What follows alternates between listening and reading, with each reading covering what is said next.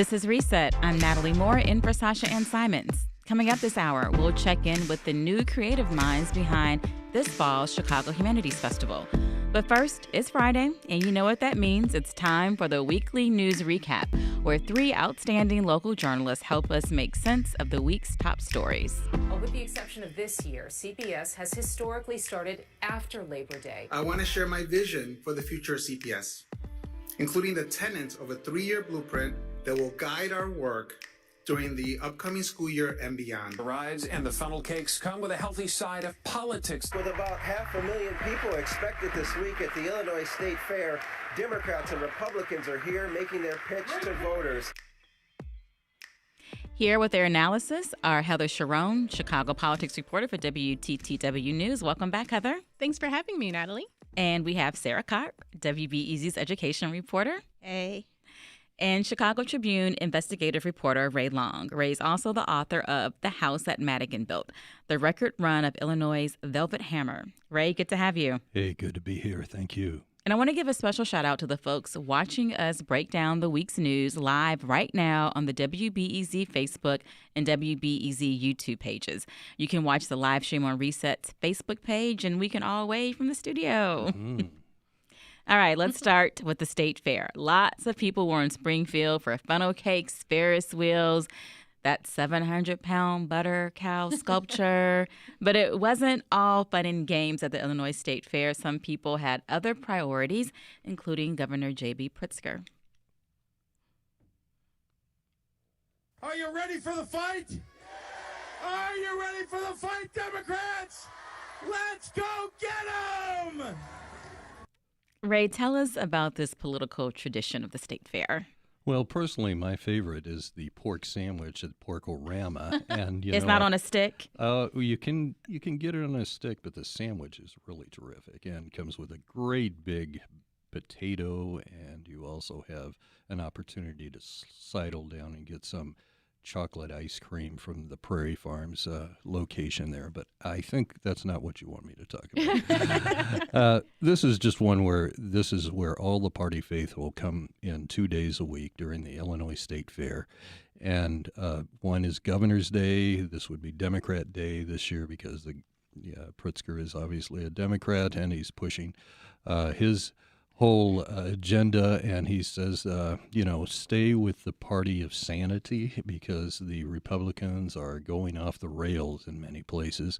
And in the Republican side, Darren Bailey, the GOP nominee, is saying, once again, Chicago is a hellhole, and he is pushing that strategy. I'm not sure if it's a good one here, if he's trying to get into suburban Chicago. It just doesn't seem like it's going to resonate as well as he thinks it is, but he's sticking with it, and that's the way it is wound up there. This is one of these days and traditions where hundreds and hundreds of people from both parties will show up, and they go out on the director lawn, and they party down and shout it up, and it's this closest thing to an old traditional good time rally that you can have.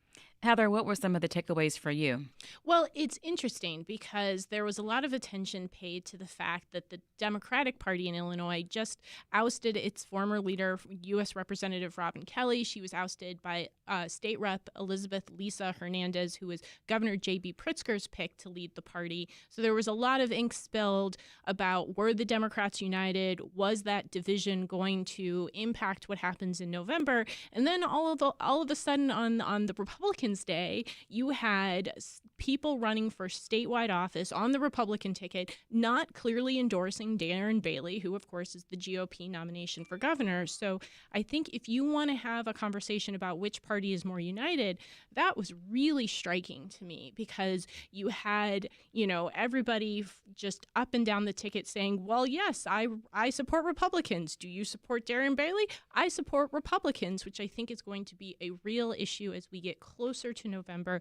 And Governor Pritzker continues to hammer on the theme of, a coalition of the sane against the lunatic fringe. And when Darren Bailey says things like Chicago is a hellhole, that only makes the governor's point for him. I don't know if this was at the state fair, but I saw, I forget who was running, which GOP was running for an office, and they said, "Do you support?" He's like, and he said, "I support myself." Yes. I mean, facts, right?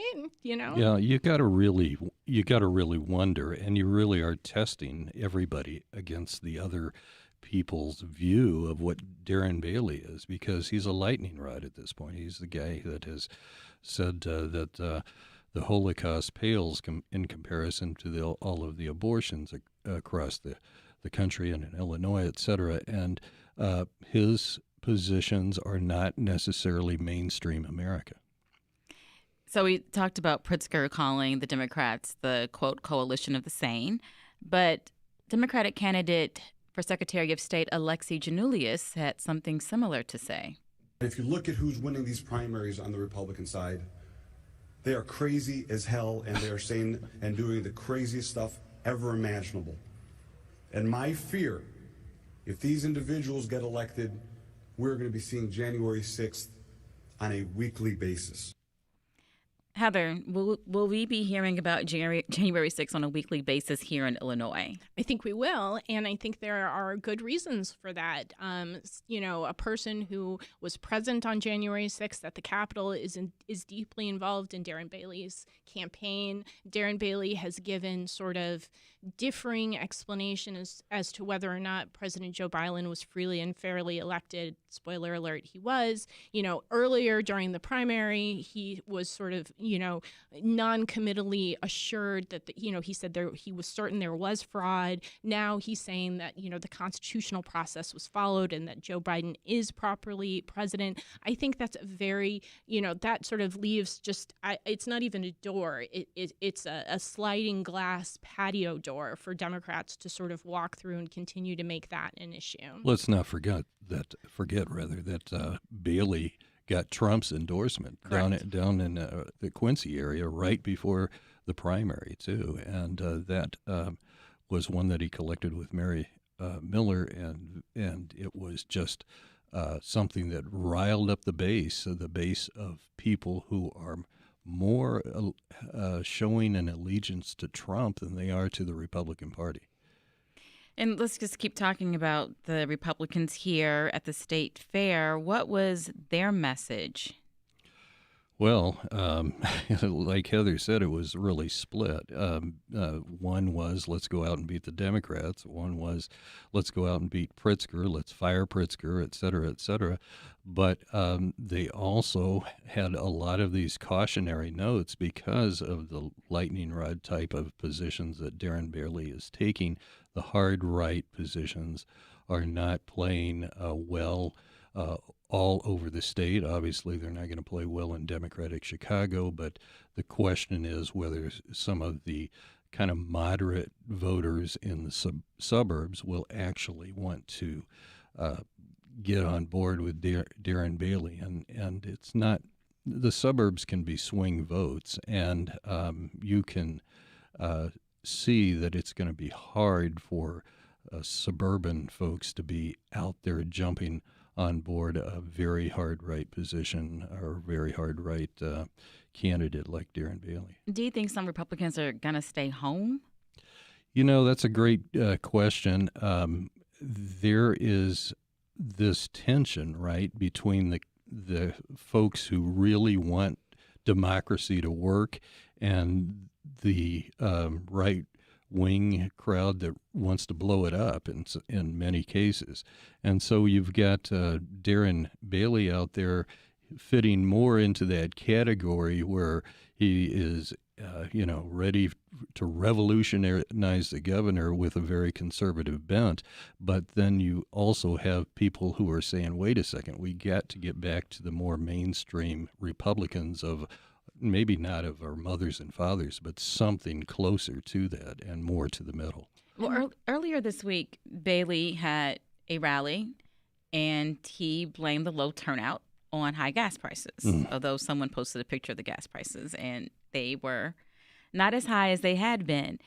And that made me wonder, he won the primary, but how big is his base? We know that Trump owns the Republican Party now, but how do those numbers, we saw that in primaries, but are they going to get shellacked in November. Heather, what's your sense about how big Bailey's following is? I think that's the crucial question, because I think Bailey and other people in sort of the far right of the Republican Party have long believed that if you campaign purely on these sort of social issues, including abortion, including being quote unquote tough on crime, that you can energize more people to come and turn out. I think that question is an open one. And there are a lot of Democrats who believe very seriously that the Supreme Court decision to overturn Roe versus Wade is going to activate particularly women in the suburbs who perhaps aren't normally as engaged but will now feel motivated to vote. And they're not going to vote for somebody like Darren Bailey,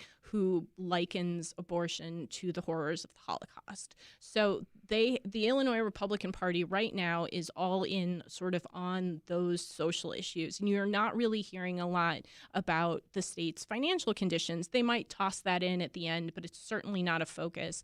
And, Darren Bailey certainly tried to keep a focus on Chicago's crime and violence problem. And while it's certainly serious and severe, the fact of the matter is that it's less bad than it was last summer or even 2 years ago. And that complicates that issue as well, because it's really hard to motivate people to go to the polls saying that, well, it's not as bad as it was, but maybe we can make it better. That's a complicated argument to make. All right, Sarah, Chicago Public School students are headed back on Monday. They used to start after Labor Day. Historically, forever and ever. I'm not happy about it as a Neither. CPS I am mom. not. My child is not either.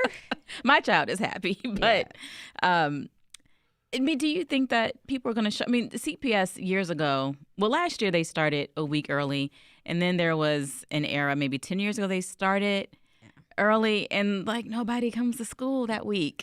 It's a really hard sell. And yesterday I was with Pedro Martinez, the head of CPS, and he's like, we're ready, and everyone's energized, and everything's great.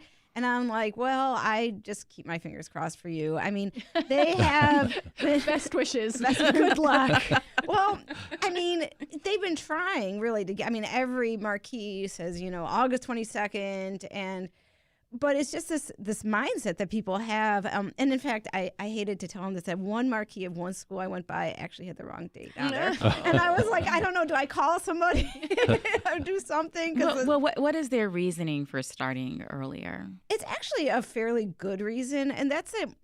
When we started after Labor Day, what happened was that the end of the second semester, of the second quarter, like the end of the first semester, would end about a month after in February, like late January, early February, which was always sort of sucked for kids because, especially high school kids, their finals, you'd have to be sort of studying over Christmas break or have this delayed time. And so part of the reasoning was that if we start earlier, we can get 10 weeks in before Christmas break, and then people can take their finals before Christmas break, and then you can go home for Christmas break and feel like, woohoo, I'm done, kind of like college kids. I guess that's a nice reason if you have high schoolers. Yeah. So do you think this early start will be permanent?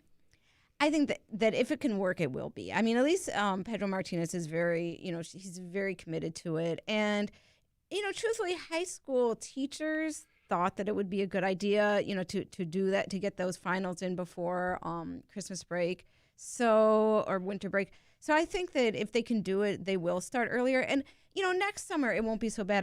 The thing that was so bad about this summer is our summer was so shortened. Right. We ended early, and then we start early. We ended late and start early. And next year, at least the end date is very early June. So it's not that early. It's June. It's not June 1st. I think if Pedro Martinez is listening, that summer break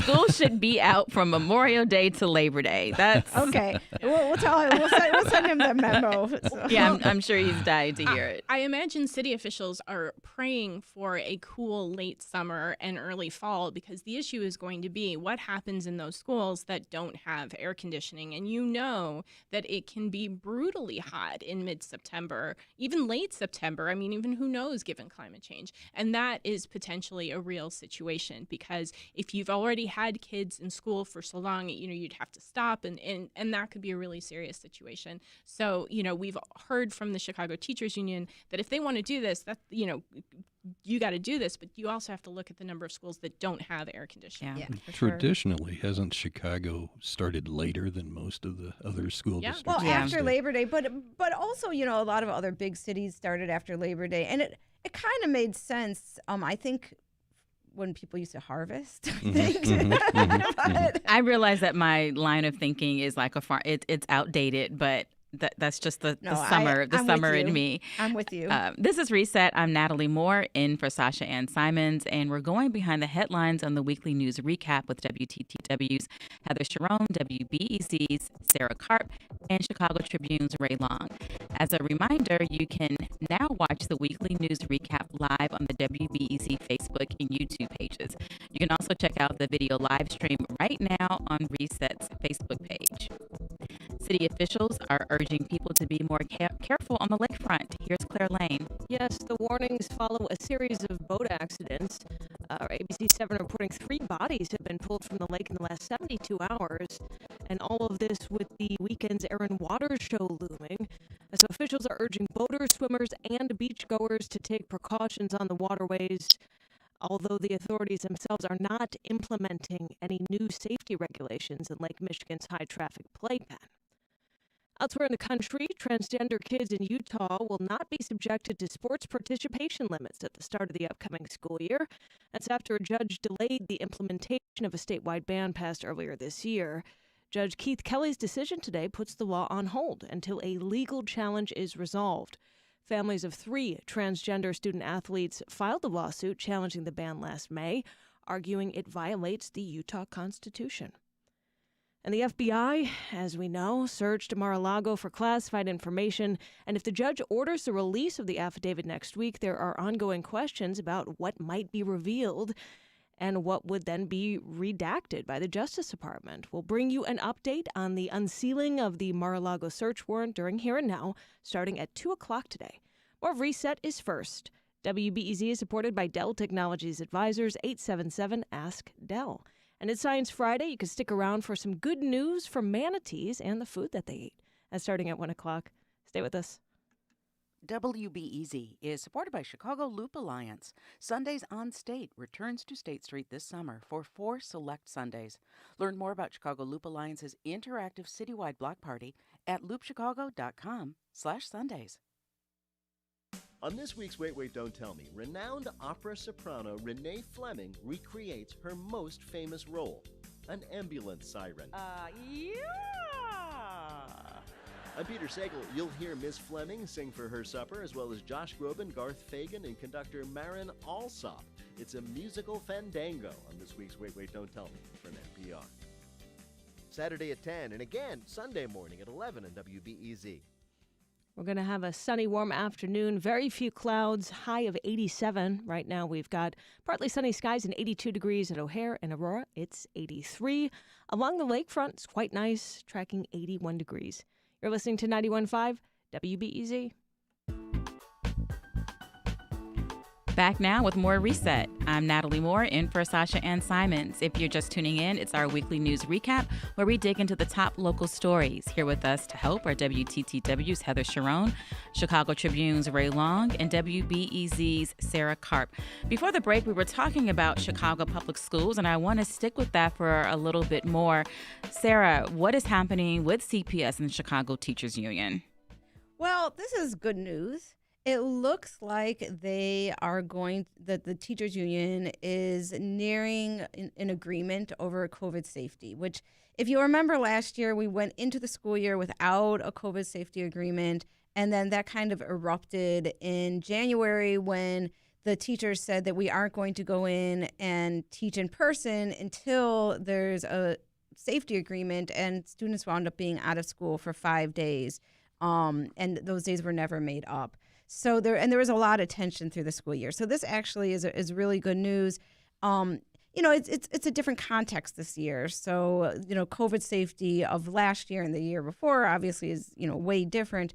but they were able to come to terms, so that's good. And so what are those terms? Will school get out? Are masks optional or mandatory? So there is a peeling back of some of the things that were in place last year. Masking is still strongly encouraged but optional. However, if your child's in a class where a student tests positive, he or she will have to wear a mask for 10 days. And the person who's positive, they'll have to, go home for 5 days, stay home for at least 5 days. And then when they come back, they'll have to continue wearing a mask for another 5 days. So there are times when masking will be mandatory. I think the biggest change this year is that kids who are close contacts of somebody who tests positive will not have to quarantine. So this year they can continue going to school, and they'll have to mask, as I just said, but they won't have to stay home. So this is, the idea is, first of all, the CDC said that staying home quarantining is not necessary for close contact. So this is sort of in line with that. But also, there's a lot of emphasis this year on just keeping kids in school and, not having as many disruptions. And a lot of parents are concerned about monkeypox. What's the Illinois Public Health Department saying? Is CPS saying anything about it? Everything I've heard is we're still trying to figure out what we're going to do and what are sort of the guidelines around that. I mean, it's so new, and I think that they're just praying that there's not an outbreak in schools. But I was listening to the head of the Chicago Department of Public Health, Allison Arwady, and she was saying that they are trying to develop some protocols around monkeypox. So it's in schools, so it's on their minds. They just need to sort of get there and get their heads around it. On Wednesday, CEO of CPS, Pedro Martinez, laid out his 3-year vision. Can you summarize what those priorities are? Much of it is pretty broad, like operational excellence. So basically, we want to have a well-run school district, right? Which is a good idea. But I'd say some of the more specifics that he talked about that were interesting is he's talking a lot about career and technical education, and this idea of having more students start training for career and technical jobs in high school and getting certificates like city college certificates so that they're ready to go out into, careers right after high school, or, maybe more prepared for careers once they go to college. So that's a very big thing. And, we've had different moments over the last, I'm sure since Chicago Public Schools has started, where there's, technical education has been kind of the focus, but it's been a couple of years since that's really been a focus in CPS. So I think we're going to see that, come online this year. So we talked about the state fair. We talked about CPS. There's been a lot of news going on this week on other topics. Let's take a listen.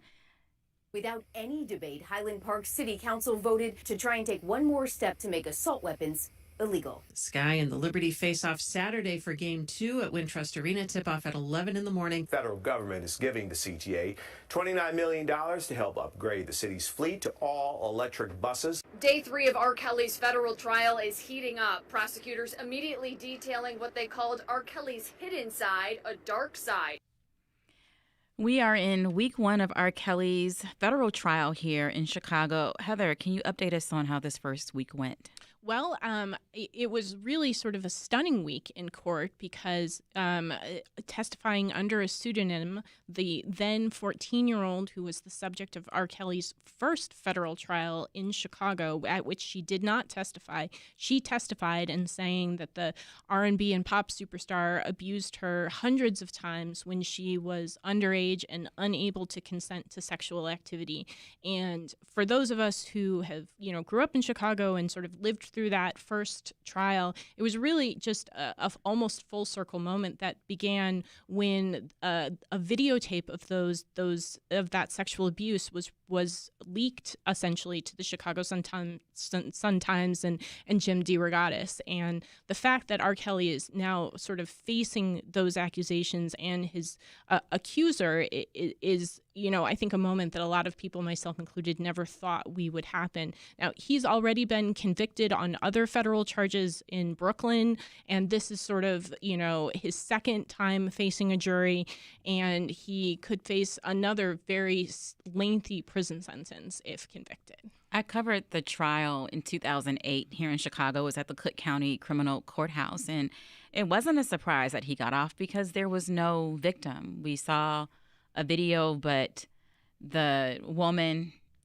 nor her family testified that that was her. So it has been this full circle moment, and hearing her say she was tired of his lies. And it seemed clear that the family was paid off. The father had been, I think, in the band with R. Kelly. Right. And I just have to think that maybe the Surviving R. Kelly movement, the Me Too movement, got her to say, I've had enough and I'm going to speak out.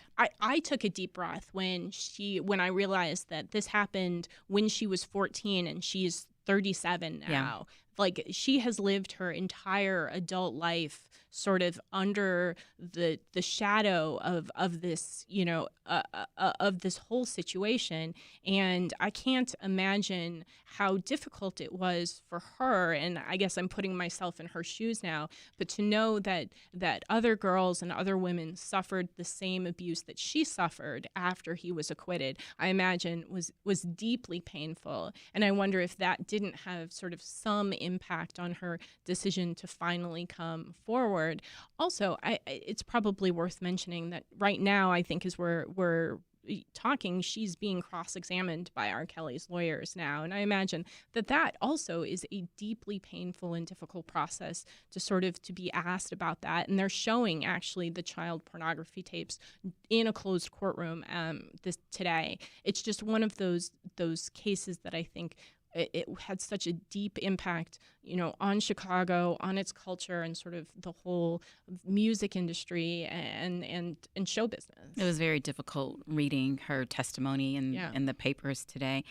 We'll take a detour now to northwest suburban Park Ridge, where a Chicago police sergeant has been charged with aggravated battery involving a local teen. Heather, what are the details there? Well, this is a little bit close to home for me. I live in Park Ridge. This happened outside the Starbucks that I go to far too often. And essentially what happened is that this Chicago police sergeant thought that his son's bike had been stolen, and he thought that another 14-year-old boy had done it, and he detained him by pushing him off his bike and putting him on the ground and putting his knee on his back.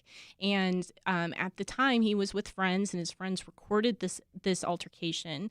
And this Chicago police sergeant has now been stripped of his police powers and charged with a crime, which is very, very unusual. You do not often see police officers charged with crimes. But this was a topic of huge conversation in Park Ridge, especially because the boy who had this altercation is Puerto Rican, and Park Ridge is not diverse.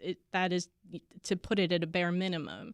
And the fact that this Chicago police officer outside of Chicago felt it appropriate to detain this teen of color when he, was just one of many people, standing around this stolen bike, I think was a real shock to a lot of people in Park Ridge, myself included, because, Park Ridge is one of those suburbs that likes to think of itself as the city, but not really the city, and sort of immune from this sort of violence. And this was, I think, a real wake-up call for people.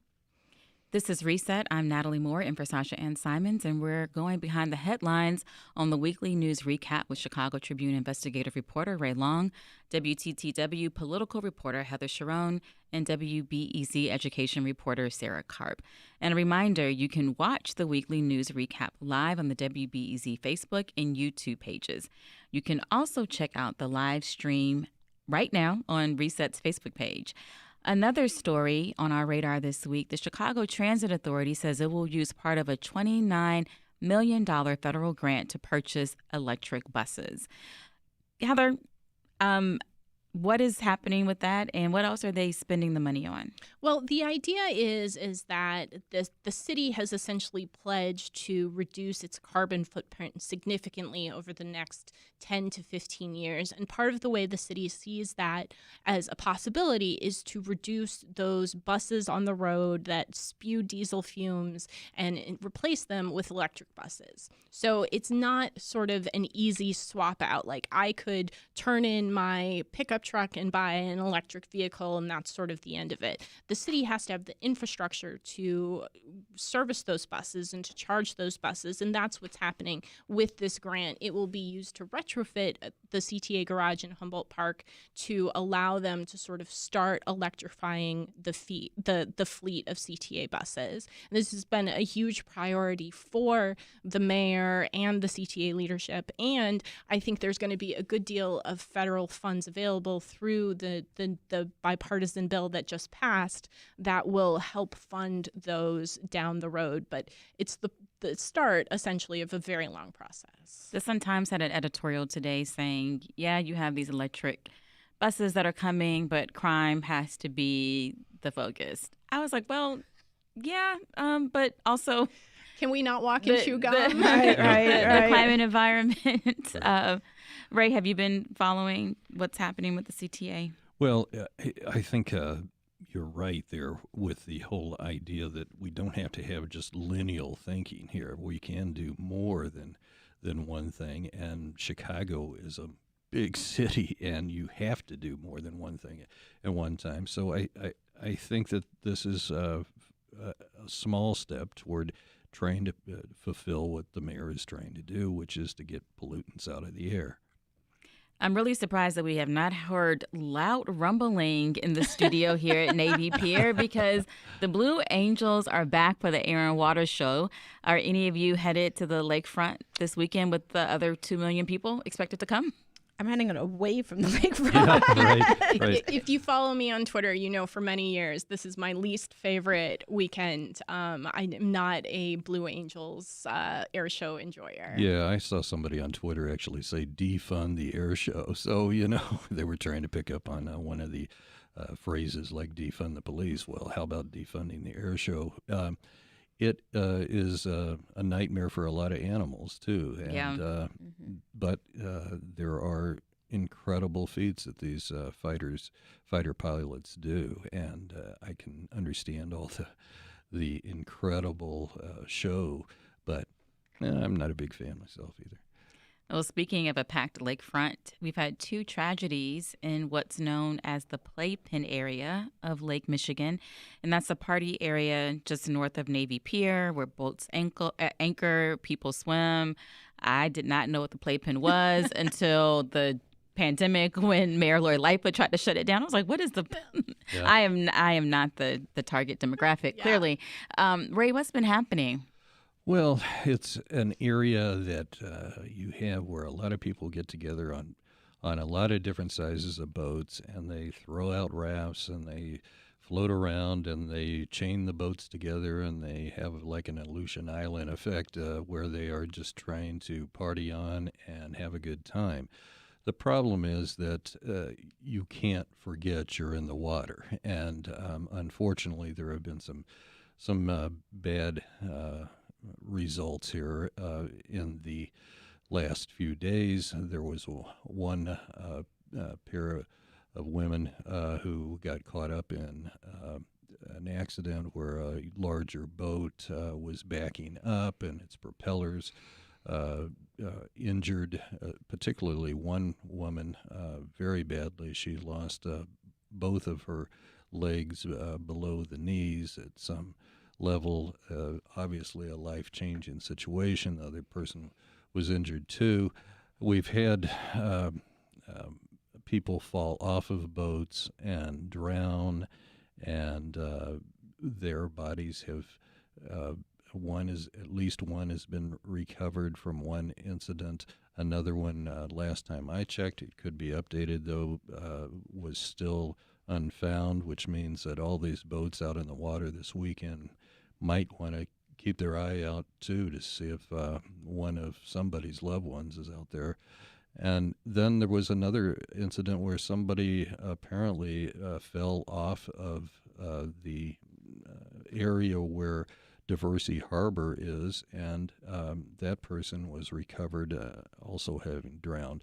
We had a Chicago person drown in Whiting, Indiana, too. So this is one of those things where you've got to remember that Lake Michigan can be fun, but it can also be very dangerous. Very dangerous. Yeah. Sarah, the Chicago Sky are trying to win a back-to-back WNBA championship. Are you going to be watching?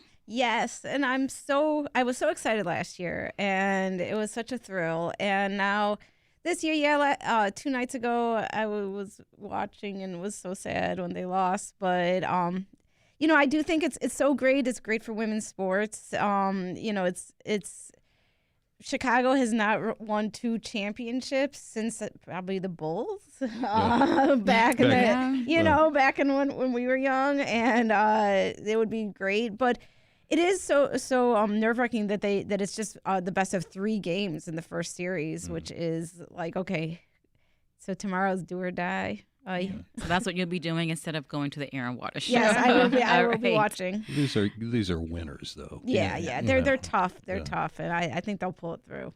Well, that's WBEZ's education reporter, Sarah Karp, and we've also had WTTW's Chicago politics reporter, Heather Sharon, and Chicago Tribune investigative reporter, Ray Long. Thank you for joining us, and have a good weekend not being down at the lakefront. Yes, for sure. Still, it's a good show. Coming up, what to expect during this fall Chicago Humanities Festival. We'll talk to the new creative directors. That's next on Reset. But first, owners of some Apple products are facing security issues. Here's Clara